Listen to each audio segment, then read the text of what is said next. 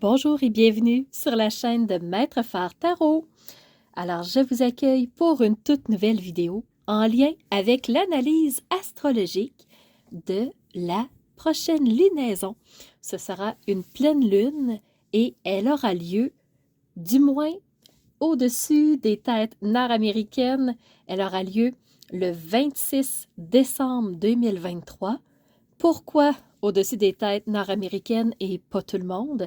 C'est que en hémisphère nord, en Amérique du Nord, elle aura lieu à 19h32 minutes. Et comme vous le savez, nous avons 6 heures de décalage avec la France, ce qui fait que pour quelqu'un qui est sur le fuseau horaire de la France, ben, la pleine lune aura lieu le 27 décembre à à 1h32 du matin. Ce qui fait que vous aurez traversé la prochaine journée et non les Nord-Américains. Voilà la différence. Alors, c'est une pleine lune qui aura lieu les 26-27 décembre, en fait. Donc, pleine lune, on en parlait. Et une pleine lune, ben, c'est une lune et un soleil qui se font face dans la roue astrologique, la roue zodiacale, et on sait que le soleil est présentement dans le secteur du Capricorne.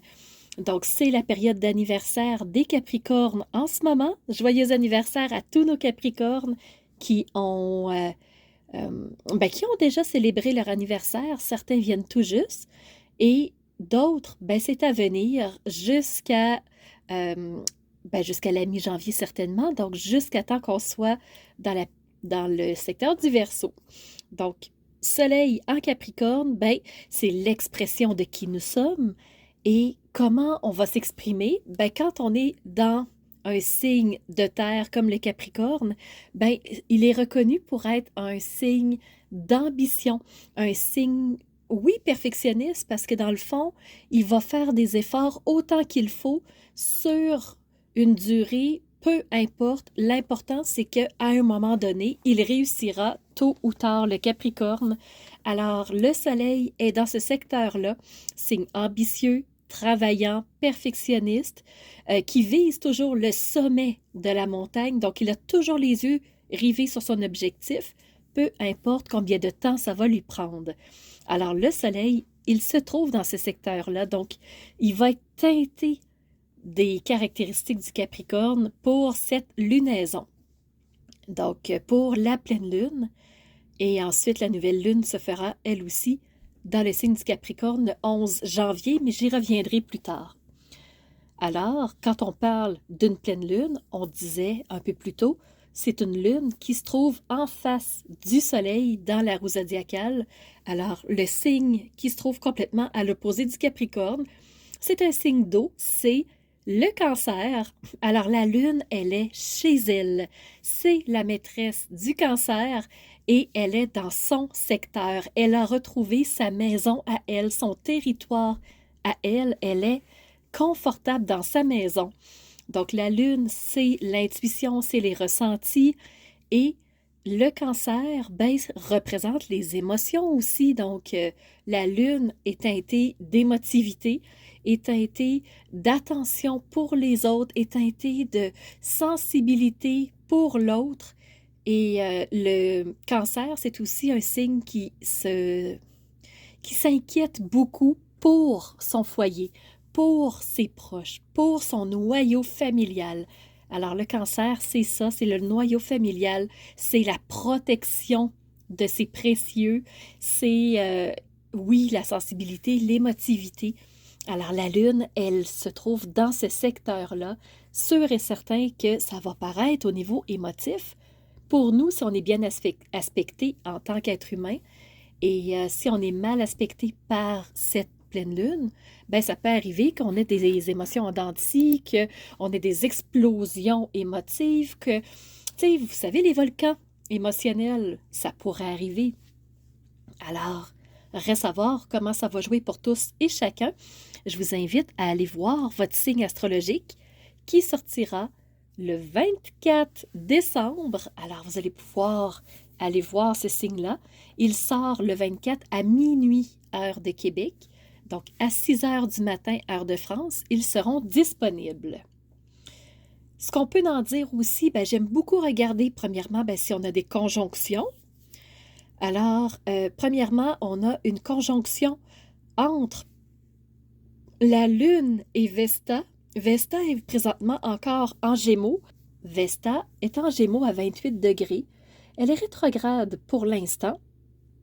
Et voilà, elle va continuer sa route. Et le fait qu'elle soit en conjonction avec la Lune, donc la Lune et Vesta font équipe dans cette conjonction-là. Et une conjonction, c'est les énergies qui se mélangent ensemble pour créer une énergie communicante, une énergie vraiment partagée.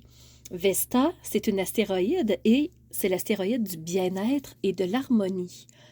Alors, le fait que la Lune fasse conjonction avec Vesta, c'est que justement au niveau émotionnel, au niveau familial, au niveau de ceux qui sont importants pour nous, ce qui va se passer, c'est qu'on va vouloir être bien avec ceux qui nous entourent, avec ceux qui font partie de notre foyer intime.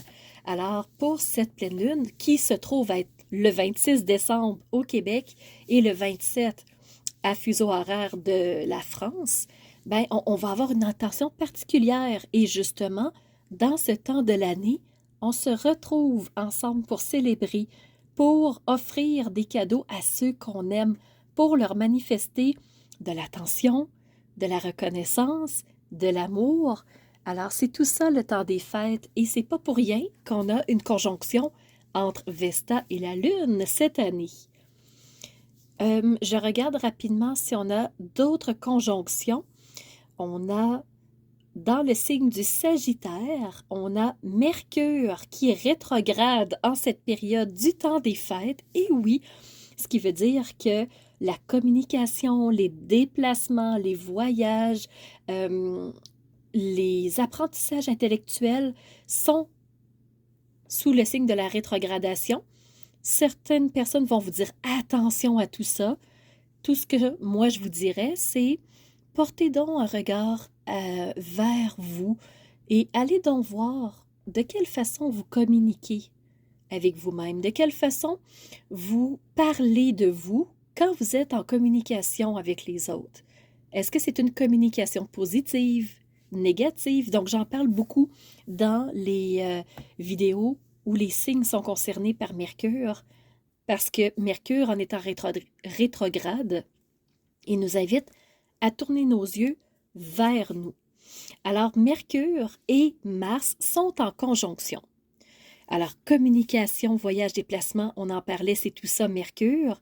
Et Mars, c'est les actions. Donc, l'action et la parole sont en conjonction dans un signe de feu qui est le Sagittaire, un signe qui travaille sur le long terme.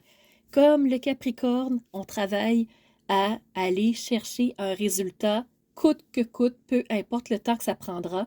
On sait que ce n'est pas quelque chose à court terme.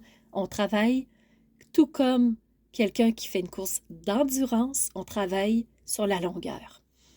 Alors, c'est là où on a une deuxième conjonction. La troisième conjonction, c'est entre Mercure et le Soleil. Donc, Mercure, toujours en Sagittaire, et le Soleil, on en parlait, en Capricorne. Donc, la communication et l'expression. C'est pour ça que je vous disais, allez voir comment vous communiquez par rapport à vous-même, comment vous vous parlez, c'est quoi votre langage intérieur et comment ensuite vous allez l'exprimer à l'extérieur de vous, ce dialogue intérieur-là. Ensuite, on aurait une autre conjonction qui est presque pile, c'est Jupiter sur le milieu du ciel. Alors, en tout cas, pour la carte que moi j'ai en dessous des yeux, pour le secteur où moi j'habite, j'ai Jupiter presque pile sur le milieu du ciel. Jupiter est à 5 degrés, tandis que le milieu du ciel est à 4 degrés. Donc, on a 1 degré d'orbe entre les deux. Dans le signe du Taureau, bien entendu, parce que Jupiter est encore dans le signe du Taureau. jusqu'en mai 2024 du moins. Et Jupiter, c'est la planète de la chance, des opportunités, des, des propositions, on pourrait dire aussi. Donc, il y a beaucoup de choses par rapport à Jupiter, mais il ne faut pas oublier que Jupiter est rétrograde lui aussi. Alors, qu'est-ce que ça veut dire une rétrogradation? Encore une fois, c'est de regarder en soi au lieu de regarder les effets extérieurs de cette planète-là. Ce que ça veut dire, c'est quand je tourne les yeux vers moi-même, que je m'analyse, que je fais une forme d'introspection, est-ce que j'ai de la chance? Est-ce que j'ai des opportunités? Est-ce que j'ai de la croissance? Qu'est-ce qui fait que je suis chanceux? Et quelle belle période que le temps des fêtes pour faire un temps de gratitude. Jupiter, c'est faire des gratitudes aussi, c'est être reconnaissant pour ce qu'on a. Alors, rapidement, quand on regarde au niveau astrologique, ça ressemble à ça. Les planètes sont quand même bien placées, dans le sens un petit peu réparties autour du cercle, mais quand même, si on se concentre que sur les planètes, ils sont plus d'un côté de la roue zodiacale, donc du taureau.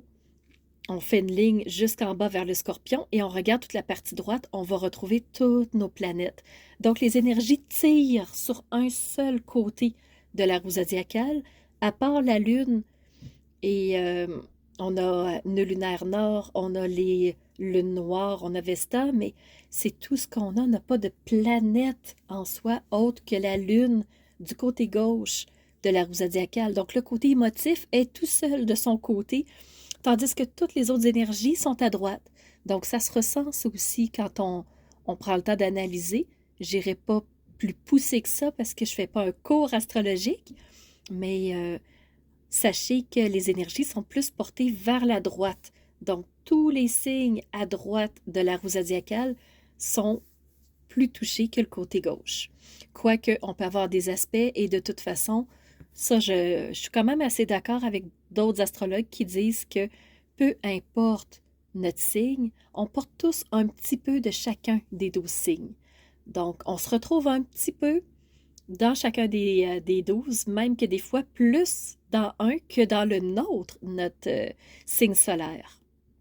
Alors, c'est pour ça que j'en profiterai pour vous dire, si vous voulez aller voir votre signe solaire, oui, c'est le premier qu'on regarde parce que c'est lui qu'on connaît le plus, mais il y a aussi l'ascendant.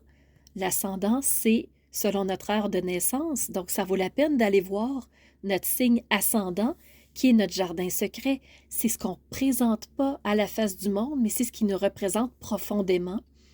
Il y a aussi le signe lunaire, donc où était la Lune au moment de notre naissance. Ça nous donnera une très bonne indication sur nos ressentis, sur comment on vit les choses, les situations de la vie. Ça peut aussi être le côté émotif. Donc, ça vaut la peine. Il y en a même qui vont même pousser plus loin puis dire que chaque planète, oui, a sa personnalité. Donc, où est ma Vénus dans mon ciel natal? Où est Mars? Où est Mercure? Donc, chaque planète peut nous donner une indication par rapport à nous-mêmes. Ce que je veux faire aussi dans cette vidéo, c'est regarder 3 aspects majeurs qui ressortent plus pour cette période de la pleine lune. Alors, je veux prendre le temps d'arrêter là-dessus et de regarder avec vous. Premièrement, l'aspect 1 que je veux analyser, c'est le T carré. Un T carré, c'est une forme astrologique qui nous apporte des défis, qui nous apporte des tensions, qui nous apporte peut-être des remous, des conflits, un inconfort. Donc, je voudrais commencer par ça. Le T carré se forme, premièrement, vous le voyez à l'écran, on a un premier carré entre Neptune et Vesta en haut de la roue zodiacale. Donc, Neptune en Poisson, juste ici, et Vesta, juste ici, dans le signe du Gémeaux. Alors, on sait que Neptune, c'est la planète qui représente les rêves, l'imaginaire, créer des choses dans sa tête, s'inventer un monde, partir en imagination. Alors, c'est vraiment ça, Neptune, c'est visualiser dans sa tête, c'est commencer à créer un nouveau monde, mais dans sa tête avant de le mettre en action. Et les enfants sont beaucoup dans leur monde imaginaire. Les adultes, on le perd de plus en plus en grandissant. J'espère que vous en avez encore à l'âge adulte parce que Neptune nous aide à dépasser des moments difficiles parfois. Alors, lui aussi a toute son importance. Et Neptune est en carré avec Vesta. Donc, on a des rêves, on a des espoirs, on s'est créé un monde dans sa tête qu'on aimerait voir fleurir, qu'on voudrait vraiment voir s'instaurer dans le concret, des choses sur le plancher des vaches, qu'on peut dire. Et là, le carré, moi, ça me fait penser que c'est comme si on a un inconfort quand on se dit ah, mais j'aimerais tellement ça. Ah, mais je pense pas que ça va être possible. Ah, mais c'est tellement beau dans ma tête. Ouais, mais il n'y a pas de chance que ça arrive avec les gouvernements qu'on a, hein? Oui, mais si on réussissait à instaurer ça, on pourrait régler telle problématique.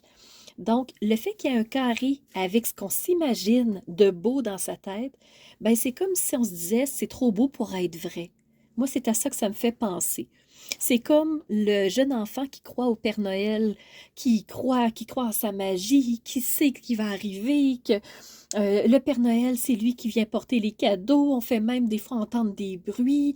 On va simuler les adultes, là, un biscuit qui a été mangé. Des fois, on va faire des traces de pas au sol. Donc, l'enfant y croit à fond jusqu'au jour où on lui montre que le Père Noël, c'est une création. Donc, pour moi, le carré, ça me fait vraiment penser à ça. Et c'est comme si c'était trop beau pour être vrai. Et la magie en prend un coup, mais pourtant, il n'y a pas que du faux dans le Père Noël. Alors, quel espace gardez-vous encore à cette magie? On a Neptune qui est aussi en carré avec la conjonction Mars-Mercure.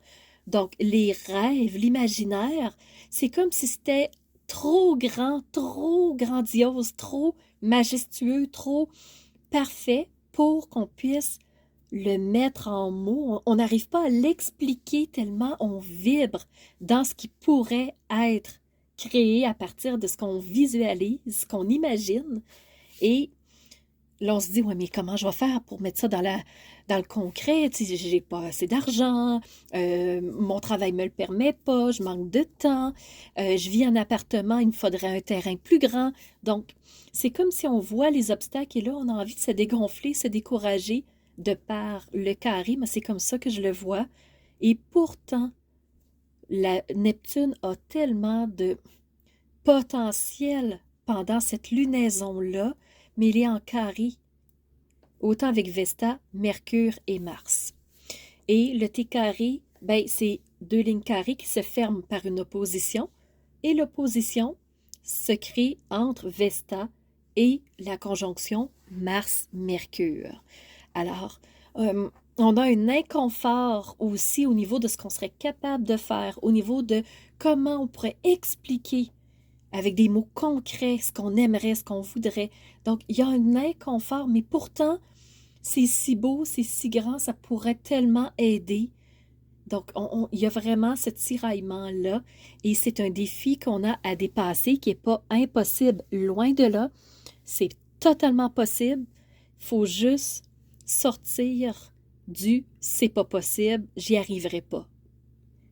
Si on regardait d'une lunette différente, c'est comment je peux faire pour y arriver avec ce que j'ai en ce moment. La deuxième forme astrologique que je voudrais vous parler, c'est lui qui vient d'apparaître à l'écran, c'est le grand trigone. Et le grand trigone se forme pendant la lunaison de cette pleine lune 2026, pendant la pleine lune du 26 décembre 2023. Je pense que je suis un peu à l'avance, je reviendrai en 2026. Donc, c'est dans des signes de terre. Alors, les trois acteurs, on a tout en haut, dans le signe du taureau, Jupiter. On a le deuxième acteur dans le Capricorne, c'est le Soleil. Et dans le signe de terre, on a la lune noire moyenne qui forme à eux trois, le grand trigone. C'est une forme astrologique extrêmement positive, des énergies très fortes, très soutenantes.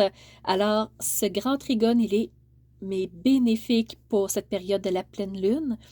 Alors, on a premièrement un premier trigone entre Jupiter et le Soleil. Donc, Jupiter qui vient faire croître notre expression de nous, qui nous aide à nous exprimer dans qui on est, dans notre identité propre, et qui va venir soutenir ce Neptune qui essaie de montrer tout le côté magique. Mais est-ce qu'il est entendu dans ce qu'il essaie de dire?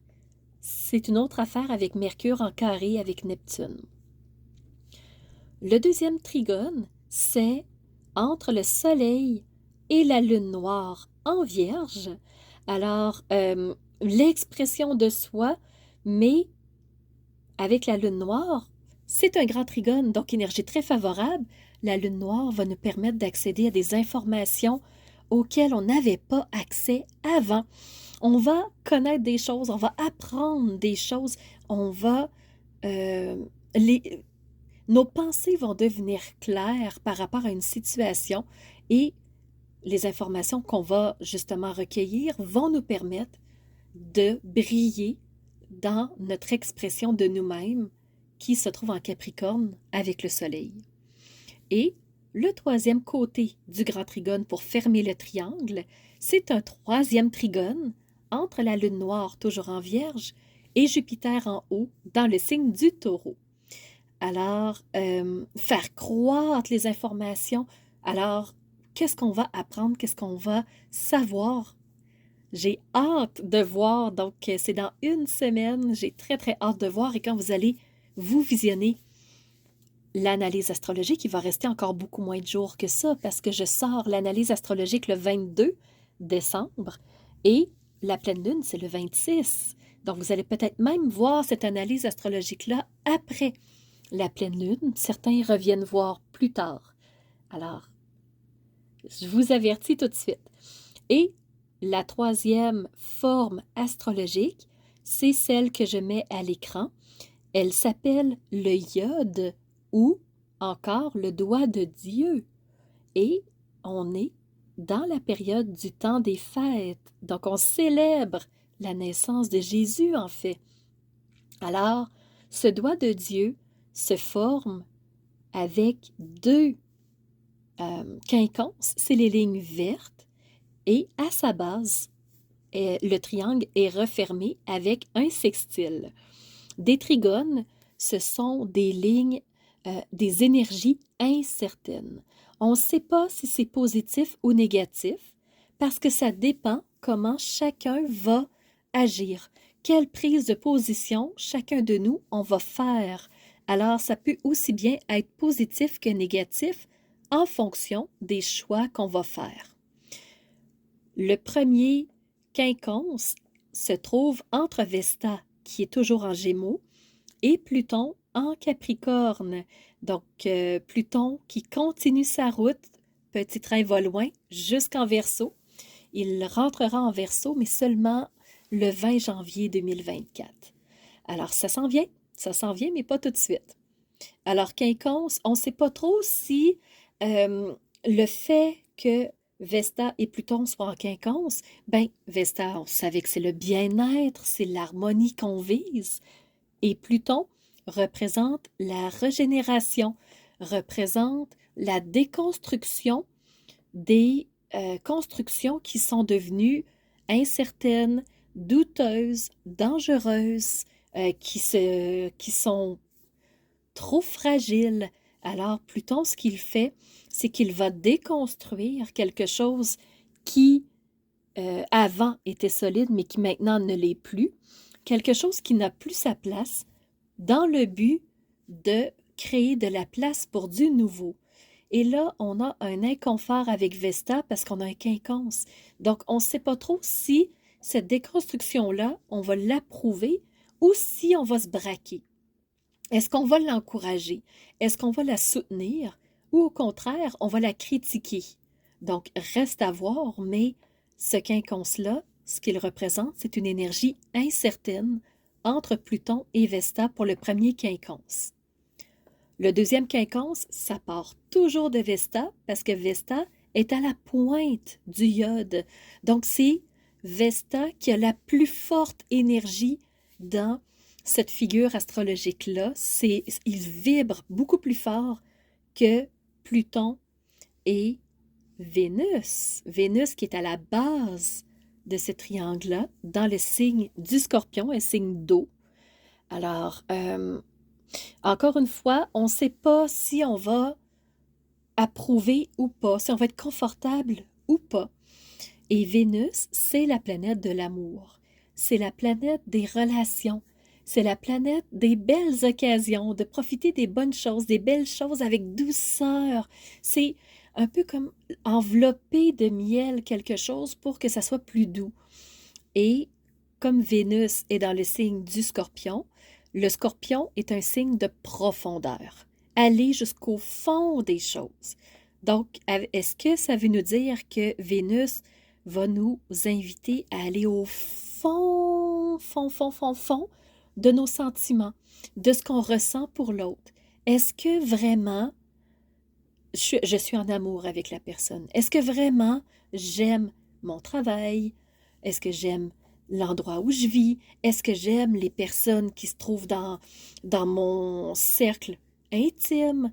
Donc vraiment, on va se poser plein de questions par rapport à nos relations, par rapport aux sentiments qu'on a aussi, par rapport aux objets, par rapport aux personnes. Et il faut aussi dire que Vénus représente deux choses de plus. Vénus représente aussi les finances. Donc, qu'est-ce qui va se passer en cette fin d'année pour nos finances? Et le troisième point que Vénus représente, c'est nos valeurs profondes. Alors, est-ce que nos valeurs, on va les endosser? Est-ce qu'on les connaît? Est-ce qu'on va les défendre? Ou au contraire, est-ce qu'elles seront piétinées? Est-ce qu'on va laisser les autres piétiner nos valeurs? C'est une autre question qu'on peut se poser. Alors, comme c'est un quinconce, on se le rappelle, ça peut aussi être bénéfique que négatif, mais on ne sait pas. Et on se rappelle aussi que le quinconce se trouve entre Vesta, qui représente le bien-être et l'harmonie, et Vénus, qui est dans le signe du Scorpion. Et ce iode est refermé avec un sextile, et les deux acteurs, bien entendu, c'est Vénus en Scorpion et Pluton en Capricorne. Donc, régénération, est-ce qu'on va se créer des moments doux, des pauses avec les personnes qu'on aime, des moments agréables, mais pas de presse, juste la détente? Ou au contraire, est-ce que ça va être un moment où on va décider euh, de se séparer, d'arrêter d'avancer ensemble? Est-ce que on va être honnête par rapport à nos relations? Donc, c'est un peu tout ça, c'est le temps de faire du grand ménage. Ça brasse beaucoup, ça brasse encore, ça va brasser jusqu'à la fin de l'année et même un peu au-delà. Fait qu'il faut s'attendre que janvier soit aussi à remous. Euh, les énergies nous forcent à prendre position, nous forcent à réfléchir, nous forcent à faire des prises de conscience. Et si on ne veut pas les faire par nous-mêmes, ben ça peut être amené d'une autre façon, mais quoi qu'il arrive, on doit passer par là. Donc, autant le faire en y mettant de la conscience avec le plus de douceur possible, ce miel vénusien. Alors, je vous souhaite à tous et chacun un joyeux Noël qui va tout juste avoir été passé, mais pendant que vous allez écouter cette analyse astrologique-là, peut-être qu'on ne sera pas rendu tout à fait. Donc, joyeux Noël à tous, une magnifique année 2024, parce qu'on ne se reverra pas avant la prochaine lunaison. Alors, je vous souhaite le meilleur, je vous souhaite santé, je vous souhaite bonheur, je vous souhaite le confort, je vous souhaite la paix. Donc, trouver cette paix-là en soi, de faire la part des choses malgré un contexte remuant. Donc, être en paix et surtout, j'envoie de la paix à tous ceux qui ont des moments sombres et difficiles. Alors, je vous souhaite une belle fin d'année 2023 et on se revoit en 2024. Merci énormément de m'écouter, de me suivre, de me laisser des commentaires et ça me touche de savoir que vous êtes là tous et chacun, tous importants à mes yeux. Vous avez tous une place dans mon cœur. À bientôt.